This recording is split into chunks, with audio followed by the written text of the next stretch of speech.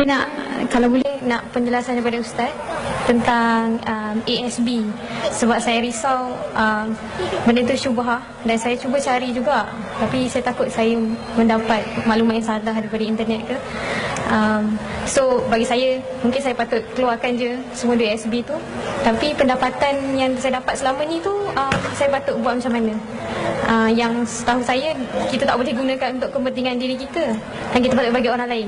Boleh ke saya bagi untuk tolong kawan saya bayar rent rumah dia ke, ataupun untuk minyak, untuk kegunaan dakwah dan tarbiyah, insya-Allah.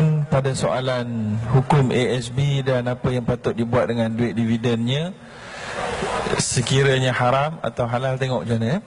Hukum ASB telah difatwakan oleh Majlis Fatwa Kebangsaan sebagai harus, dan telah difatwakan oleh Majlis Fatwa Perak sebagai harus, dan telah difatwakan oleh Majlis Fatwa Selangor sebagai haram, dan telah difatwakan oleh Mufti Pulau Pinang sebagai haram, dan telah difatwakan oleh Majlis Penasihat Syariah Suruhanjaya Security Malaysia sebagai tak patuh syariah. Tak patuh syariah itu bahasa korporat bagi haram. So nak pakai yang mana satu ni? Jawabnya, kalau kita nak kata ulama yang kata halal lebih alim daripada yang kata haram, atau sebaliknya, susah, terlampau subjektif. Maka apa yang kita nak buat, kita tengok dari sudut mandat yang diberikan oleh kerajaan, siapakah, badan yang manakah yang paling tinggi hierarki, kuasa, authority undang-undang. Tahu tak siapa? Mana satu? Jawabnya, Majlis Penasihat Syariah Suruhanjaya Security Malaysia. Itulah dari sudut hierarki, authority, undang-undang yang paling berpengalaman, yang paling spesialis dalam menentukan hukum hakam pelaburan halal atau haram. Lalu mereka mengatakan haram.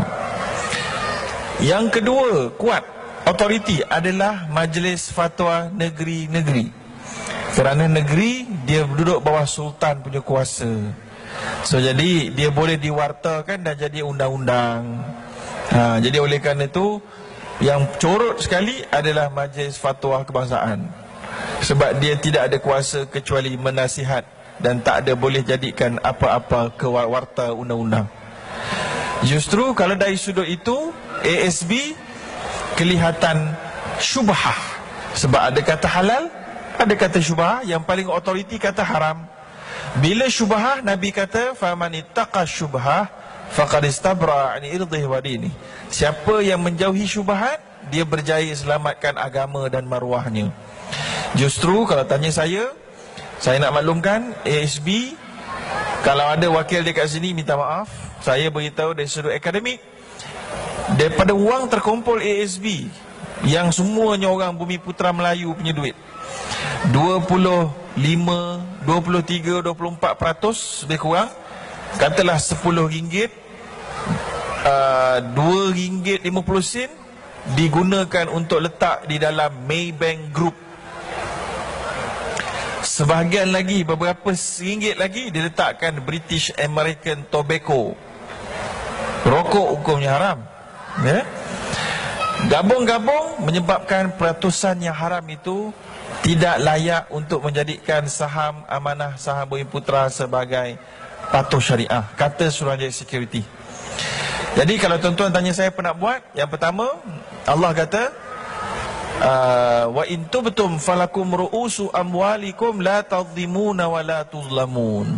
Kalau kamu bertaubat, kamu dan tidak menzalimi, dan duit pokok kamu punya.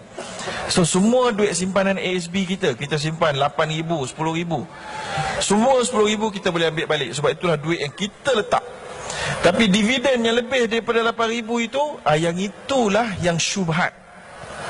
Bila syubhat, kalau tuan-tuan orang yang wara, orang yang takwanya tinggi, tuan-tuan jangan pakai 1 sen pun untuk diri tuan-tuan dan perempuan.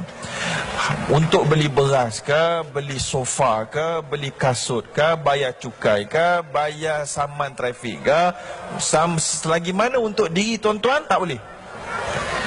Bagi pada orang fakir miskin, orang fakir miskin pula bila dia ambil jangan kata ni duit kotor ni. Tak. Dia tak kotor pada orang fakir miskin. Dia hanya kotor pada orang yang membuat itu. Sebab duit pada zat dia tidak kotor. Okey. Tadi ditanyakan oleh penanya, boleh tak bagi pada kawan dia yang tak boleh bayar sewa rumah. Kalau kawan dia itu masuk kumpulan fakir miskin atau miskin, maka bolehlah dibantu dengan begitu. Dan orang yang paling layak untuk kita bantu kalau kita ada duit lebih itu adalah kaum karabat kita, adik-beradik kita. Dalilnya firman Allah, wa atizal qurba haqqahu wal miskin. Allah kata, berikan kepada kaum kerabat kamu bantuan, barulah lepas tu orang fakir miskin. Lalu kalau ada kaum kerabat kita yang bukan kewajipan kita beri makan kat dia, dan dia jangan pula ada duit SB, aku beri kat anak aku lah lagi bagus. Tak boleh, anak memang wajib kita kena bagi duit.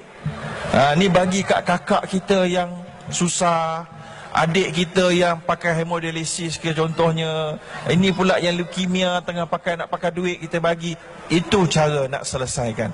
Ya, itu SB. Dan di Pulau Pinang, saya tanya sendiri kepada Mufti Pulau Pinang, Sahibus Samahah, Datuk Hassan Haji Ahmad, ketika berikan talk satu di mana tak adalah dekat area Pulau Pinang ni, dia cakap sendiri, telinga saya dengar sendiri, dia jawab, sebab masa tu saya beri ceramah pasal orang Islam, Datuk Sahibus Samahah Mufti jadi pendengar. Ada soalan pasal ASB, saya kata Datuk peti ada depan mata, takkan saya nak jawab, silakan Datuk. Maka Datuk Hassan pun jawab, dia kata kalau ikut dia, perbincangan dia adalah haram. So tuan-tuan rakyat Pulau Pinang kena ikut Mufti Pulau Pinang lah, jangan degil. Itu dia. Wallahualam. Soalan ASB.